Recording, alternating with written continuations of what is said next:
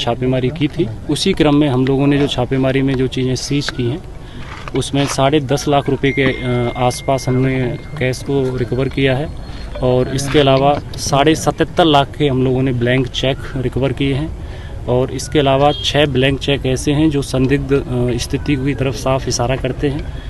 इसके अलावा 14 डीड और एग्रीमेंट हैं।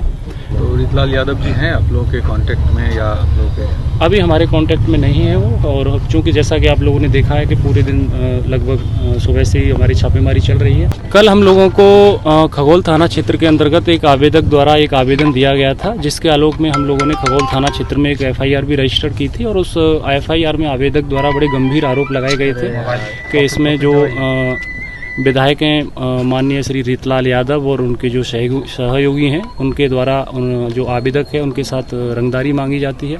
साथ ही साथ बहुत सारे उसमें गंभीर आरोप लगे हैं और संगठित अपराध को बढ़ावा दिया जाता है। उसी के आलोक में हम लोगों ने उनके और उनके जो सहयोगी हैं उनके जितने संभावित ठिकाने थे उन पर हम लोगों ने आज छापेमारी की थी। उसी क्रम में हम लोगों ने जो छापेमारी में जो चीज़ें सीज की हैं उसमें 10.5 लाख रुपए के आसपास हमने कैश को रिकवर किया है और इसके अलावा 77.5 लाख के हम लोगों ने ब्लैंक चेक रिकवर किए हैं और इसके अलावा 6 ब्लैंक चेक ऐसे हैं जो संदिग्ध स्थिति की तरफ साफ इशारा करते हैं। इसके अलावा 14 डीड और एग्रीमेंट हैं जो बिल्कुल पूर्णतः संदिग्ध हैं और जो FIR में जो कंटेंट है उसकी कहीं ना कहीं पुष्टि करते हैं। इसके अलावा 17 चेक बुक हैं, इनके यहाँ से स्टाम्प भी मिले हैं हमें 5।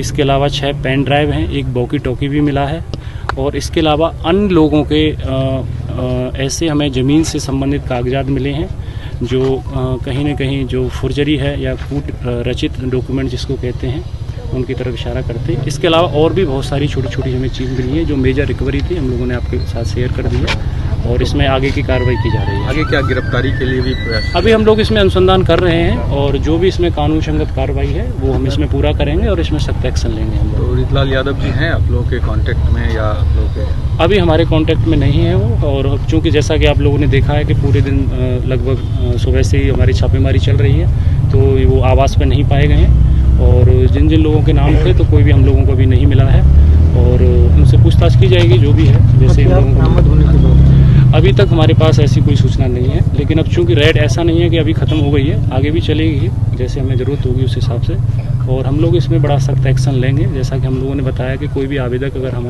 लोगों के पास अगर एक छोटी भी सूचना शेयर करता है तो हम उसे बड़ी गंभीरता से लेते हैं और हमने पहले भी बोला था अब भी बोलते हैं, अगर किसी को कुछ लगता है तो निसंकोच अपनी बात वो रख सकता है। रंगदारी की शिकायत किसी बिल्डर की तरफ से थी, व्यवसायी की तरफ से थी? वो डिटेल्स हम अभी आपको साझा नहीं कर सकते, उनकी जान को खतरा हो भी सकता है ना, तो बाद में आप लोग उसको जो है, हमारा काम है कोई भी व्यक्ति आता है उसकी गोपनीयता को भी रखना या फिर उसकी जान माल की सुरक्षा को भी ध्यान में रखना, तो वो लोग हम आपसे विशेष कितना रंगदारी मांगने की बात है? उसमें एग्जैक्ट अमाउंट है अभी हमें याद नहीं है। कई लोगों के खिलाफ शिकायत कितने लोगों पे आरोप लगे हैं सर? इसमें लगभग 11 लोगों के आसपास हैं उन लोगों पे जो आरोप लगे हैं और भी उसमें अन्य व्यक्ति हैं, अज्ञात व्यक्ति हैं और उन सब के खिलाफ इसमें आरोप लगे हैं। हथियार भी बरामद हुआ? अभी तक नहीं हुआ है हथियार। कैश वाली रकम एक बार फिर बता पाएं कितना? मैंने आपको बताया 10.5 लाख रुपए कैश बरामद हुआ है, इसके अलावा 77.5 लाख के ब्लैंक चेक हमें मिले हैं। किस तरह के ये हैं? अब वो अनुसंधान का विषय, हम बहुत सारी डिटेल्स नहीं आपको शेयर कर सकते हैं और इसमें हमें ज़रूरत होगी तो इसमें आर्थिक अपराध इकाई की हम लोग फिर मदद लेंगे इसमें। इतने बड़े पैमाने पे रेड हुआ, इतने फोर्स लगाया गया, 700-800 कहा जा रहा है कि फोर्स इसमें लगाया गया था, क्या शंका थी पुलिस को, क्या लग रहा था? नहीं, फोर्स की जो कैलकुलेशन 800 आपका है वो गलत आंकलन है, फोर्स हमारे 200 के अराउंड थी।